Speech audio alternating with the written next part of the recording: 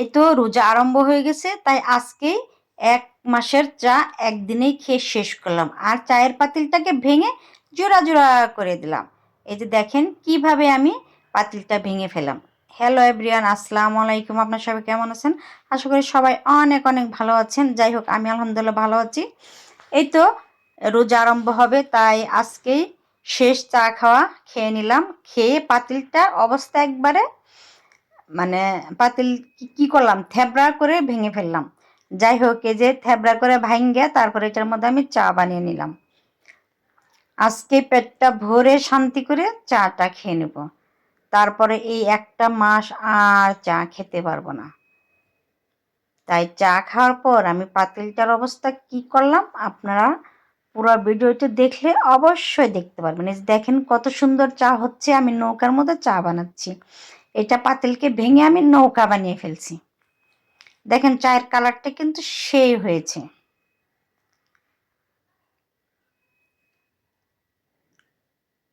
এই তো নৌকার থেকে আমি চাটা ছেঁকে নিচ্ছি।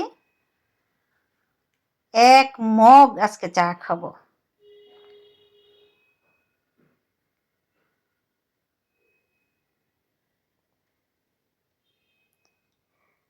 আর 1 মাস চা খেতে পারবো না, কি দুঃখের বিষয়।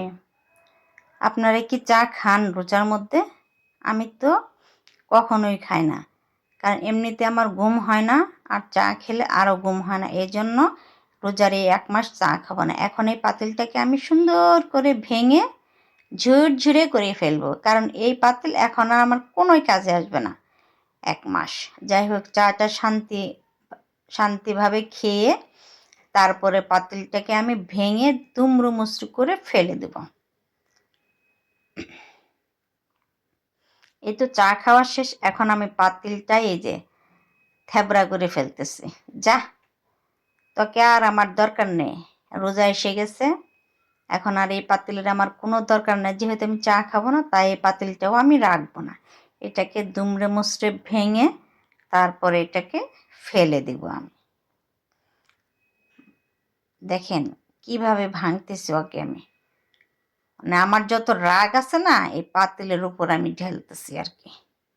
কারণ চা খেতে পারবো না, কারণ চা হলো একটা নেশা। তাই ওর প্রতি যেন আমি আর আসক্ত না হই রোজার মধ্যে, এই জন্য ওকে আমি ভেঙে ফেলে দেব। এই তো এটা হলো ওর ফাইনাল লুক।